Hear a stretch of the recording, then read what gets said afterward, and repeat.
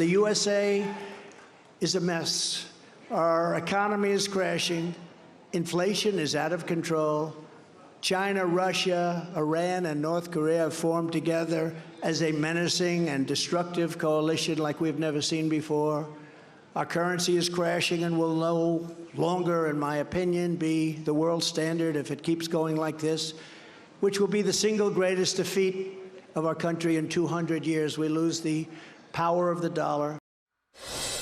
And that was former President Trump on the campaign trail this weekend amidst new data showing inflation ticked higher in the month of July. And Americans are still feeling the squeeze of Bidenomics. The Labor Department reporting that inflation rose in the month of July from June as higher gasoline and oil prices sent consumer prices up to 3.2%, above the Federal Reserve's target of 2%. President Biden's handling of the economy is expected to be a topic at the first Republican presidential debate on August 23rd.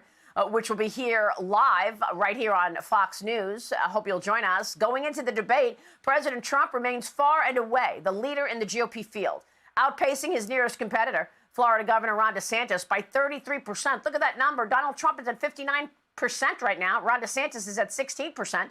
Vivek Ramaswamy coming in the third place at 8%. Joining me right now is 2024 Republican presidential candidate Vivek Ramaswamy, who is at 8% of the vote. Vivek, thanks very much for being here this morning. Can you talk to us about your plan for America? What is your platform?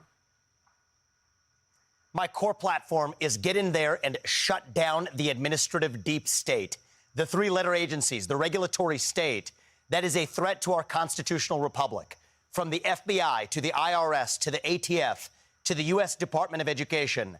I don't think we can just incrementally reform those agencies, Maria. I think we have to get in there and shut them down. And that is our ticket to not only restoring the integrity of our government, but also to stimulating the economy.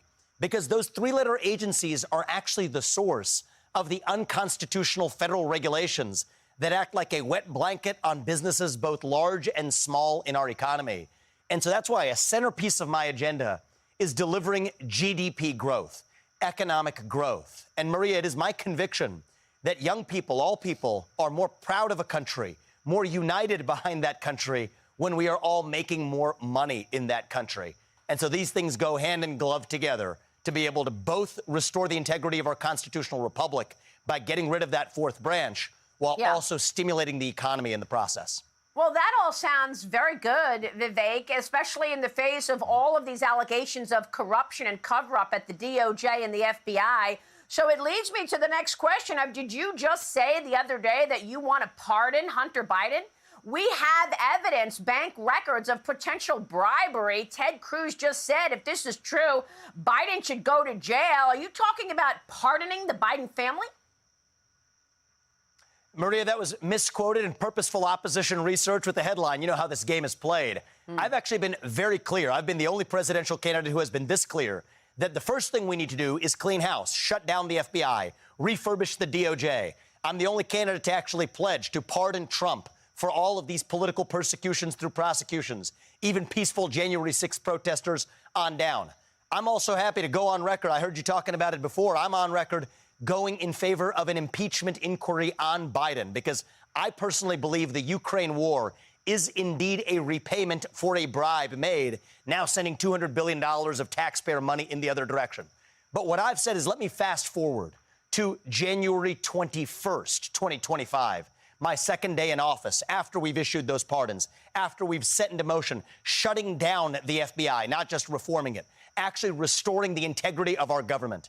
The question is the next thing that I then want to do after we've set our nation forward, is it to then focus my agenda on persecuting or prosecuting Joe Biden or his family? My answer to that question is no. I'm going to be focused on stimulating the economy, ending the war in Ukraine, declaring independence from China. That is how we win as one nation. And so, no, I'm not going to be guided by vengeance and grievance. I'm going to be guided by integrity. But the first step to getting there is there can be no reconciliation without truth. We have to get to the bottom of including that bribe, I believe, paid to the Biden family, how that's tied to our war in Ukraine and our support of that war in Ukraine. Get to the bottom of that first. And I stand on the side of leading us forward to a national revival. but we can't get there without first being told the truth. That's where I'm at, Maria. Well, you are a businessman and you understand business and this inflation problem that we have. I've got that. You just went through shutting down corruption. I've got that. What about national security, Vivek? We are all worried about communist China and Joe Biden's weak response to all of this provocation. What's your answer? So, look, my view is we need a modern Monroe Doctrine in this country. The dirty little secret, Maria, is that much of our military defense spending in the last several decades has not actually gone to national defense. The reality is if we do enter a serious conflict, and I worry that Joe Biden is sleepwalking us into potential nuclear conflict with Russia and China being in a military alliance with one another, that would mean both nations. The reality is we need defense capabilities of the homeland, nuclear defense capabilities, cyber defense capabilities, super EMP, electromagnetic pulse capabilities that could take out our electric grid. We are way behind.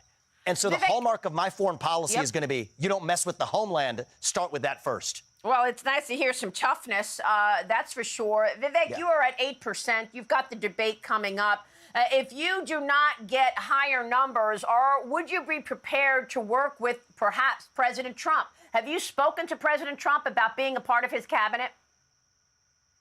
I have not spoken to him about being part of his cabinet, and I haven't spoken to him about him being part of mine. But the reality is, somebody said I started at 0% in March. I corrected them. I started at 0.0% in March, and now I'm running at third in the Republican national primary ahead of the first debate on the same trajectory that Trump was in 2015. So, Maria, I expect to be the nominee. I expect to win this election in a landslide. But here's what I do want. I fully expect, I respect President Trump. I don't bash him because I think he was an excellent president, and we have a good relationship of mutual respect. I expect him to be an advisor, even a sort of mentor when I'm in the White House, teaching me where the bodies are buried, how to go further than he went.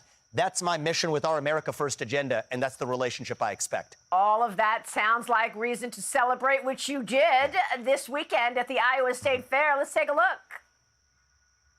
Words won't come out. He's joking how everybody's joking now. The clock's run out. Time's up. Over. Plow. Snap back to reality. Oh, there goes gravity. Oh, there goes gravity. Choke. He's so mad. Nice rap song there. How did that come about, Vivek? It was actually a total surprise. So one of the questions they asked, Kim Reynolds asked me, the governor of Iowa, was, what's your favorite closeout song? She asked all the candidates that. So when I'm leaving the stage, they play the song. I've still got the mic in my hand. I couldn't resist.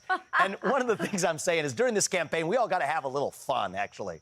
And on a more serious note, Maria, one of the things we're doing in this campaign is we're reaching young people. We're bringing them along in droves with us.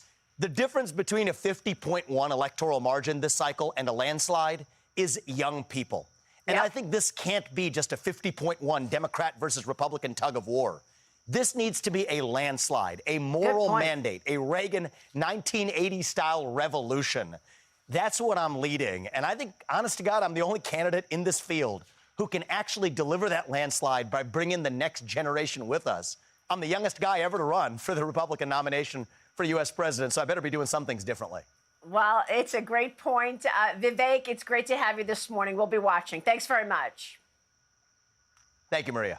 2024 presidential candidate, Vivek Ramaswamy. Hi, everyone. I'm Brian Kilmeade. I want you to do me a favor. I want you to click to subscribe to the Fox News YouTube page. This is the only way that I know for sure that you're not going to miss any great commentary, any great news bites, any great interviews coming your way on Fox. You can get it all here on YouTube. So subscribe right now.